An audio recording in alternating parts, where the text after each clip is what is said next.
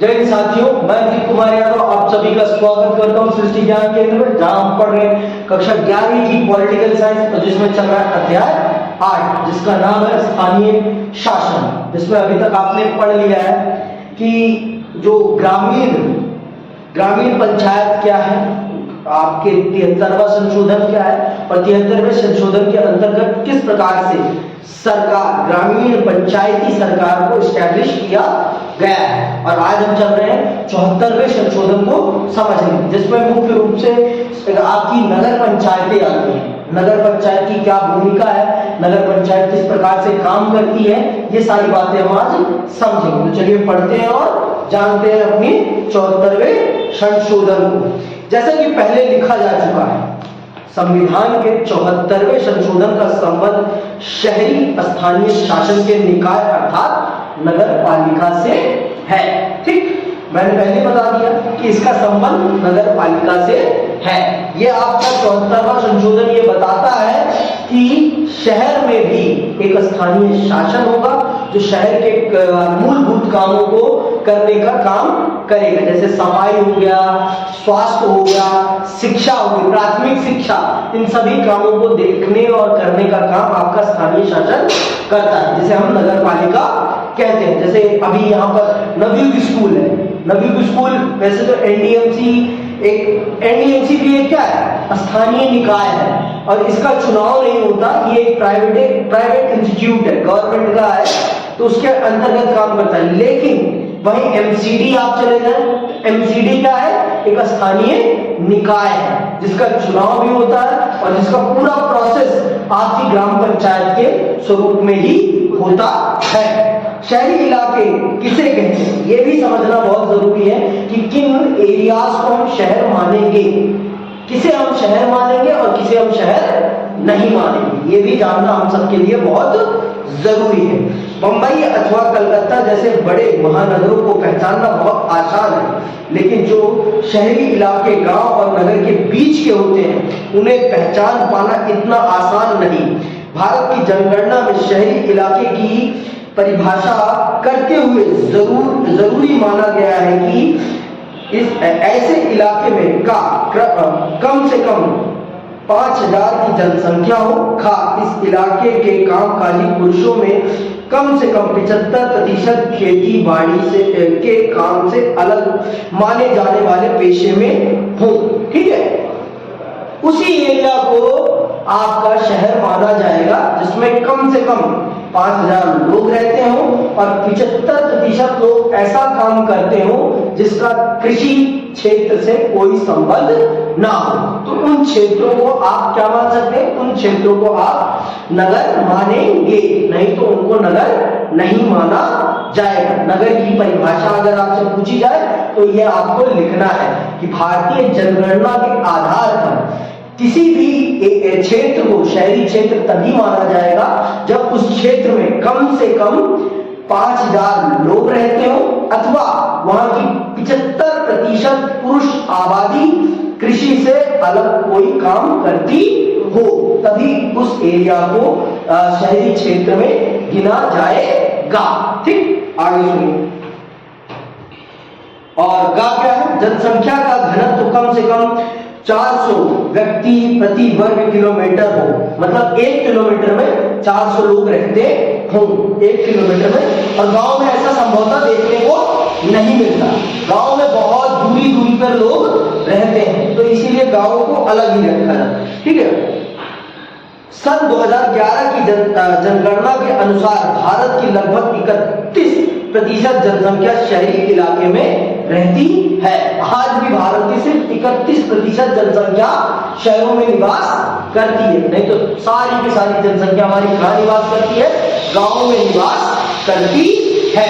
ठीक, अनेक रूपों में 74वें संशोधन में संविधान के 73वें संशोधन का दोहराव है, लेकिन यह संशोधन शहरी इलाके से संबंधित है। 73वें संशोधन के सभी प्रावधान मसलन प्रत्यक्ष चुनाव, आरक्षण, विषयों का हस्तांतरण, प्रादेशिक चुनाव आयोग और प्रादेशिक वित्तीय आयोग 74वें संशोधन में शामिल है। जिस प्रकार से आपके 73वें संशोधन के कामों को बांटा गया है, पैसा बांटा गया है और पूरा स्ट्रक्चर है जो सेम ढांचा यहाँ पर भी अपनाया गया। ग्राम पंचायत में जैसा ढांचा है वही ढांचा इसका भी है, ठीक है, कोई दिक्कत नहीं। अब क्या करें, तो उसका भी ढांचा सेम है, कुछ अलग नहीं, दोनों का ही सेम है, ठीक।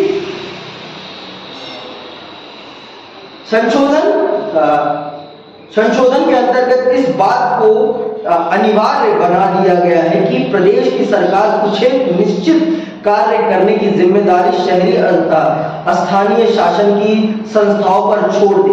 ये कार्य संविधान की 12वीं अनुसूची में लिखे गए हैं। कुछ कामों को आपके स्थानीय शासन पर छोड़ देने के लिए कहा गया है, और वो सारे काम कहाँ लिखे हैं? संविधान की 12वीं अनुसूची में। अब हम चल रहे हैं समझने 73वें और 74वें संशोधन का क्रियान्वयन। कैसे इनको देखो, संविधान में लिखना अलग बात है और उसको अमल में लाना अलग बात होती है। आपके संविधान में बहुत सारी बातें लिखी हैं, लेकिन आज भी उनमें से बहुत सारी बातें जमीनी हकीकत नहीं बन पाई हैं। उसके पीछे बहुत सारे कारण हैं कि वो जमीनी हकीकत नहीं बन पाए।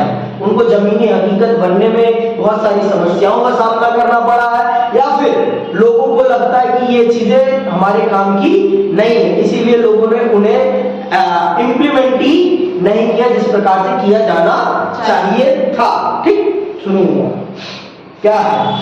अभी सभी प्रदेशों के 73वें संशोधन के प्रावधानों को लागू करने के लिए कानून बना दिए गए हैं। इन प्रावधानों के अस्तित्व में आए अब 10 वर्ष से ज्यादा हो रहे हैं। इस अवधि 1994 से 2004 में अधिकांश प्रदेशों में स्थानीय निकायों के चुनाव कम से कम 2 बार हो चुके हैं। मध्य प्रदेश और राजस्थान तथा कुछ और प्रदेशों में तो अब तक तीन दफे चुनाव हो चुके हैं। अब तो बहुत ज्यादा हो चुके हैं। आज ग्रामीण भारत में जिला पंचायतों की संख्या 6000 से ज्यादा, मध्यवर्ती अथवा प्रखंड स्तरीय पंचायत की संख्या 6000 तथा ग्राम पंचायतों की संख्या 2,40,000 है।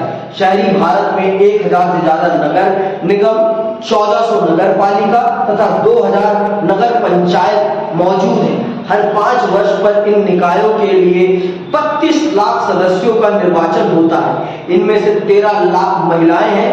यदि प्रदेशों की विधान सभा तथा संसद को एक साथ रखकर देखें तो भी इनमें निर्वाचित जनप्रतिनिधियों की संख्या 5000 से कम बैठती है। लेकिन आपकी नगर पंचायत और आपकी नगर पालिका, नगर पंचायत और ग्राम पंचायतों को मिला ले तो ये आपकी विधानसभा और लोकसभा के सदस्यों से भी कहीं ज्यादा है।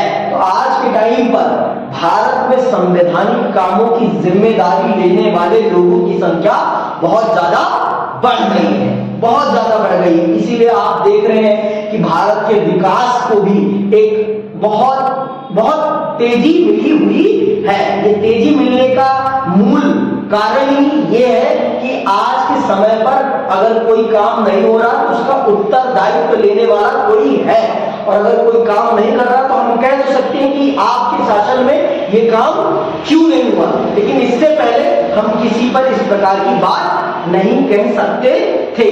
क्यों? क्योंकि कोई उस समय उत्तरदायित्व लेने वाला था ही नहीं, उत्तरदायित्व लेने वाला कोई था ही नहीं, इसलिए हम किसी को उस काम के लिए उत्तरदायी ठहरा नहीं सकते थे। लेकिन आज के टाइम पर अगर काम नहीं होता किसी गांव में या किसी मोहल्ले में, तो हम उस काम को ना होने पर उस व्यक्ति से जाकर बात कर सकते हैं, पूछ सकते हैं। लेकिन पहले ऐसा नहीं था।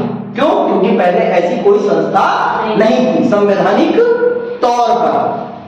यह बात एकदम जाहिर है कि 73वें और 74वें संशोधन ने देश भर की पंचायती राज संस्थाओं और नगरपालिका की संस्थाओं की बनावट को एक सा किया है। इन स्थानीय संस्थाओं की मौजूदगी ही अपने आप में बड़ी उपलब्धि है। इससे शासन में जनता की भागीदारी के लिए मंच और माहौल तैयार होगा। और आज इन नगर पंचायतों, नगर पालिकाओं और ग्राम पंचायतों के कारण आज जमीनी स्तर के नेता आ रहे हैं और लोगों को लोकतंत्र का सही मतलब समझ में आ रहा है, उनके अंदर राजनीतिक भागीदारी बढ़ रही है। इस स्थानीय शासन ने गांव के लोगों में भी राजनीतिक चेतना को जगाया, उनको भी समझाया कि आपका पार्टिसिपेशन कितना जरूरी है लोकतंत्र में, लोकतांत्रिक प्रक्रिया में आपका ही मतदान सब कुछ है, आपके बिना योगदान के कुछ भी संभव नहीं, आप ही सब कुछ है और आपको ही सब कुछ करना है, बिना आपके करे कुछ भी नहीं होगा। ठीक, आगे सुनिए। पंचायतों और नगर पालिकाओं में महिलाओं के लिए आरक्षण के प्रावधान के कारण स्थानीय निकायों में महिलाओं की भारी संख्या में मौजूदगी सुनिश्चित हुई है। आरक्षण का प्रावधान अध्यक्ष और सरपंच जैसे पद के लिए भी है, इस कारण निर्वाचित महिला जनप्रतिनिधियों की एक बड़ी संख्या अध्यक्ष और सरपंच जैसे पदों पर आसीन हुई है। आज कम से कम 200 महिलाएं जिला पंचायतों की अध्यक्ष हैं, 2000 महिलाएं प्रखंड अथवा तालुका पंचायत की अध्यक्ष और ग्राम पंचायतों में महिला सरपंच की संख्या 80,000 से ज्यादा है। नगर निगमों में 30 महिलाएं मेयर हैं, नगर पालिकाओं में 500 से ज्यादा महिलाएं अध्यक्ष पद पर आसीन हैं, लगभग 650 नगर पंचायतों की प्रधान महिलाओं के हाथ में संसाधनों पर अपने नियंत्रण की दावेदारी करके महिलाओं ने ज्यादा शक्ति और आत्मविश्वास अर्जित किया है। इन संस्थाओं में महिलाओं की मौजूदगी के कारण बहुत सी स्त्रियों की राजनीति के काम धंधे की समझ फैली हुई है। अनेक मामलों में पाया गया है कि स्थानीय निकायों के विचार विमर्श में महिलाओं की मौजूदगी उसमें नया परिपेक्ष जोड़ती है और चर्चा ज्यादा संवेदनशील होती है। अनेक मामलों में यह देखा गया है कि महिलाएं अपनी मौजूदगी दर्ज कराने में असफल रही अथवा महिला को पद पर आसीन कराकर परिवार का पुरुष उसके बहाने फैसले लेता है, लेकिन ऐसी घटनाओं में तेजी से कमी आ रही है। इस चीज ने, महिला आरक्षण ने महिलाओं की राजनीतिक भागीदारी को बहुत ज्यादा बढ़ाया है, ये बात सच है। आज जो महिलाओं के अंदर राजनीतिक चेतना दिख रही है, उसको पैदा करने में स्थानीय शासन का आरक्षण बहुत बड़ी भूमिका निभाता है। अगर ये आरक्षण नहीं हुआ होता तो आज भी महिलाएं अपने राजनीतिक अधिकार के लिए संघर्ष रती होती, आज भी उन्हें वो अधिकार नहीं मिल पाते जिन अधिकारों की वो हकदार है, क्योंकि वो भी इस समाज में 50% जनसंख्या अपनी रखती है, वो भी 50% की हकदार है, तो उनको उनके डिसीजन लेने के लिए भागीदारी मिलना बहुत जरूरी है। तो इसने उनकी आवाज को, उनकी स्थिति को एक आवाज देने की बहुत बड़ा काम किया है। आज अगर महिलाएं आपको राजनीतिक रूप से सशक्त दिख रही हैं, राजनीतिक रूप से काम करती हुई दिख रही हैं, तो स्थानीय शासन की उसमें बहुत बड़ी भूमिका है, क्योंकि इसने महिलाओं के अंदर वो चेतना पैदा करी जिससे कि उनके अंदर ये आत्मविश्वास पैदा हुआ कि हम भी शासन को चला सकते हैं और हम पुरुषों से अच्छा चला सकते हैं। ऐसा नहीं है, देखो, और जब महिलाएं सम्मिलित हुई इसमें तो आप कह सकते हैं बहुत ज्यादा संवेदनशील बातें होने लगी, महिलाओं के मुद्दों को भी महत्व मिलने लगा। नहीं, उससे पहले महिलाओं के मुद्दों को उतना महत्व नहीं दिया जाता था जितना उनको मिलना चाहिए, जितना उनको मिलना चाहिए उतना उनको महत्व नहीं दिया जाता था, जो कि सरासर गलत था, जो कि एक सरासर गलत था, उनके साथ नाइंसाफी थी। लेकिन आज इस चीज ने उनको उनका अधिकार मुहैया कराने में बहुत बड़ी भूमिका निभाई है। ठीक, आगे सुनो। अनुसूचित जाति और जनजाति के लिए आरक्षण को संविधान संशोधन ने ही अनिवार्य बना दिया है। इसके साथ ही अधिकांश प्रदेशों ने पिछड़ी जाति के लिए आरक्षण का प्रावधान बनाया है। भारत की जनसंख्या में 16.2% अनुसूचित जाति तथा 8.2% अनुसूचित जनजाति है। स्थानीय शासन के शहरी और ग्रामीण संस्थाओं के निर्वाचित सदस्यों में इन समुदायों के सदस्यों की संख्या लगभग 6.6 लाख है। इससे स्थानीय निकायों की सामाजिक गुणावट में भारी बदलाव आए हैं। ये निकाय जिस सामाजिक सच्चाई के साथ काम कर रहे हैं, अब उस सच्चाई की नुमाइंदगी इन निकायों के जरिए ज्यादा हो रही है। आज उन जातियों को भी जिनको एक समय पर अछूत और जिनके हाथ का पानी तक नहीं किया जाता था, आज उनको भी स्थानीय शासन के कारण, स्थानीय शासन में आरक्षण होने के कारण अपने गांव, अपने समाज, अपने मोहल्ले में सम्मान मिल रहा है और उनकी भी राजनीतिक भागीदारी में बढ़ोतरी हो रही है। ये सुनिश्चित करा इसी ने, हमने नहीं। अगर मैंने आपको पहले बता दिया है कि भारत में प्रारंभिक दौर में इस संस्था को क्यों नहीं संविधान में दर्ज किया? क्यों? क्योंकि भारत में जातिवाद अपनी चरम सीमा पर था और जातिवाद को जब तक नहीं समाप्त, और आपको पता है कि उस समय भारत की 85% जनसंख्या गांव में निवास करती थी और पूर्ण रूप से जातिवादी थी। तो जब तक जातिवाद का जो जाल था उसको नहीं तोड़ा जाता, तब तक इस संस्था को गांव में स्टैब्लिश करना, जातिवाद को बढ़ाना था। इसीलिए हमारे संविधान निर्माताओं ने इस चीज को ध्यान में रखते हुए जब देखा कि गांवों में भी शिक्षा का प्रचार प्रसार हो रहा है और गांव भी और अनुसूचित जाति और जनजाति भी अपने अधिकारों के प्रति सचेत हो रही है, तो उन्होंने इस चीज को एक संवैधानिक सरकार का दर्जा प्रदान करने का काम किया और आज ये जातियां भी, ये समाज भी अपने राजनीतिक अधिकार के लिए सशक्त हो गया है और अपनी आवाज को बुलंद तरीके से सामाजिक समूह में अपनी बात रख रहा है और अपने समाज के उद्धार के लिए काम कर रहा है। ठीक है, आगे सुनिए।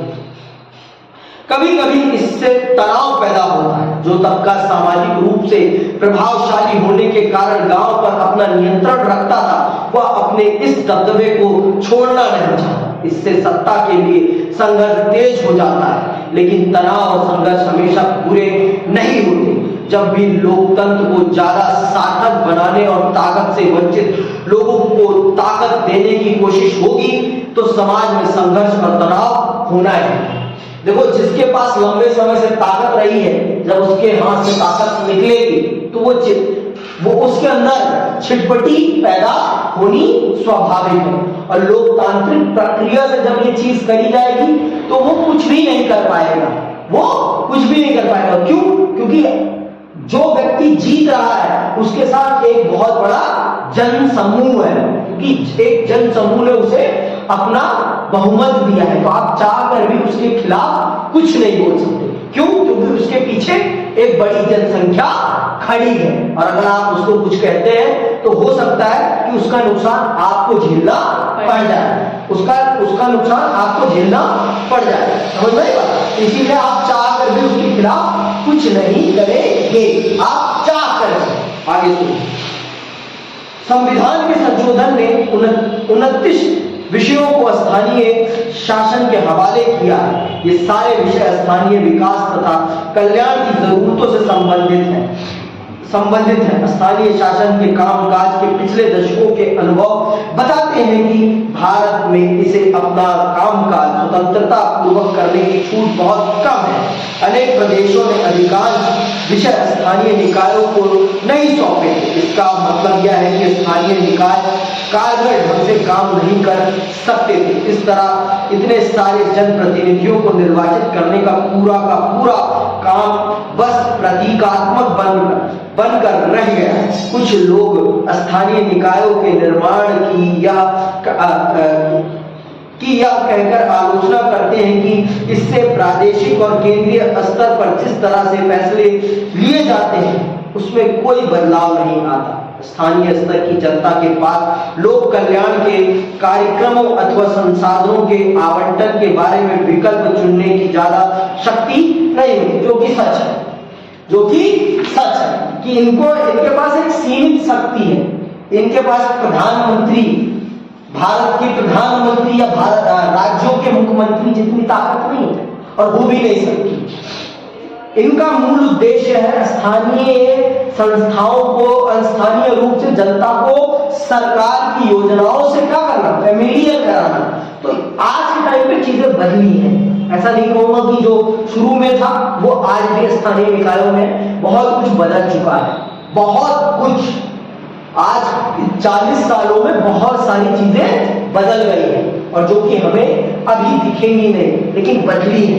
पहले जो गांव का प्रधान होता था उसको तनख्वाह नहीं मिलती थी, आज उसको भी तनख्वाह मिलने लगी है। तो ये एक बड़ा बदलाव है, ये एक बड़ा बदलाव है और धीरे धीरे बड़ी बहुत सारी चीजें बदल रही हैं।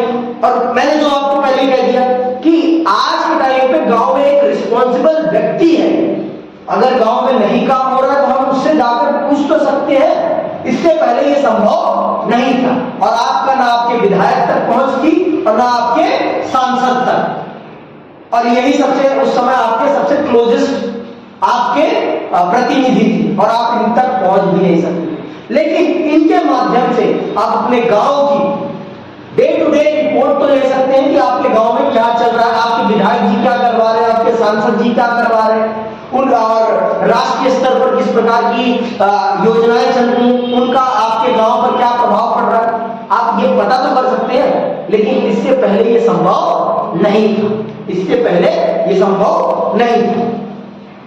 स्थानीय निकायों के पास अपना कह सकने लायक धन बहुत कम होता है, यह सच है। स्थानीय निकाय प्रदेश और केंद्र की सरकार पर वित्तीय मदद के लिए निर्भर होते हैं। इससे कारगर ढंग से काम कर सकने की उनकी क्षमता का बहुत क्षरण हुआ है। शहरी स्थानीय निकायों का कुल राजस्व उगाही में 0.24% का योगदान है, जबकि सरकारी खर्च का 4% इन निकायों द्वारा व्यय होता है। इस तरह स्थानीय निकाय कमाते कम और खर्च ज्यादा करते हैं, इसी कारण ये निकाय अनुदान देने वाले पर निर्भर होते हैं। पूरा भारत ही केंद्र सरकार पर निर्भर है। आपने संघीय व्यवस्था में पढ़ ही लिया है कि भारत की सर्वाधिक आय किसके पास जा रही है, केंद्र सरकार के पास, और केंद्र सरकार राज्य सरकारों को आवंटित करती है और राज्य सरकारें फिर आपके इन स्थानीय निकायों को आवंटित करते हैं। कुछ भी हो, कितनी भी कमी हो, लेकिन इस संस्था के आ जाने से देश में राजनीतिक चेतना बहुत बड़े स्तर पर बढ़ी है और राजनीतिक भागीदारी में गांवों का भी वो योगदान हो रहा है जो कि शहरों में ही दिखता था पहले। आज गांव भी अपनी राजनीतिक चेतना में आगे बढ़ रहे हैं और अपनी भूमिका सुनिश्चित कर रहे हैं, जो कि पहले नहीं। इसी के साथ ये चैप्टर समाप्त होता है। जय हिंद, जय भारत।